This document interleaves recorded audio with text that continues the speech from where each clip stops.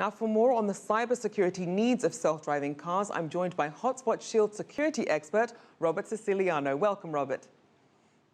Thank you. So, Robert, people are wondering, apart from being able to unlock these vehicles and potentially steal them, what are these hackers actually getting out of attacking people's cars while they're driving? Well, so far, in a controlled environment, researchers have been able to manipulate many aspects of the vehicle's control system, including acceleration, deceleration, even braking and disabling the brakes, and also turning the steering wheel, all of which, if controlled remotely, could result in tragedy by someone who has ill intentions. Indeed, and as car makers explore this driverless and this self-driving technology and increase connectivity between vehicles, what are they actually doing then to make these cars more secure from cyber sabotage?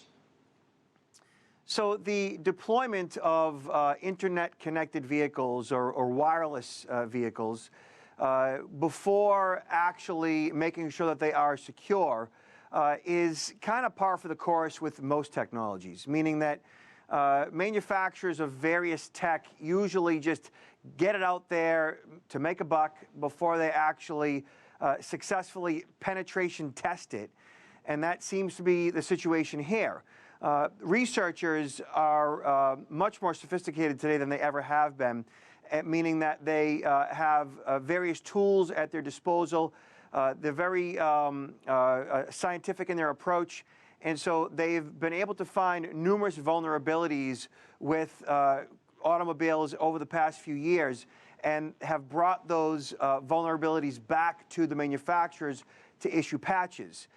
But as new technologies are introduced, the manufacturers then find out again via researchers that they have additional problems, and now we're actually starting to see cars being stolen as a result of flaws in their, I guess, operating systems. So it does seem like car makers are trying to play catch-up, and in fact, General Motors CEO Mary Barra said car makers should look at cybersecurity as something to share best practices on and collaborate for the sake of consumers, rather than using it for competitive advantage.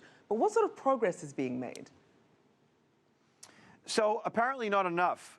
Just this week in Houston, Texas, I believe there was 30 stolen at a computer, and we're able to unlock and the conference vulnerabilities and discovered and exposed. So of manufacturers really getting up to speed, bringing these researchers in, finding additional flaws and vulnerabilities, and making sure in the application security process as they're building out these vehicles and the technology behind them, that they patch whatever vulnerabilities they find as they go.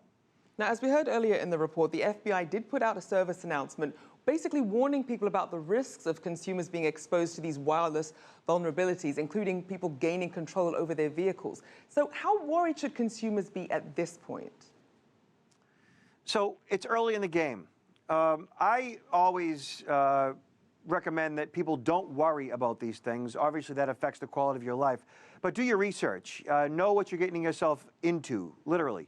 And making sure that the vehicle you're driving, if there are any patches, if there are any software updates that can be had or downloaded, that you contact your manufacturer or your dealer and get them updated. There are often recalls or bulletins that are issued by the manufacturers, and if you're paying attention, if you're connected to your dealer or manufacturer, you should be able to be updated as soon as those patches come out. All right, we'll have to leave it there, but definitely some sound advice there. Robert Siciliano, Hotspot Shield security expert.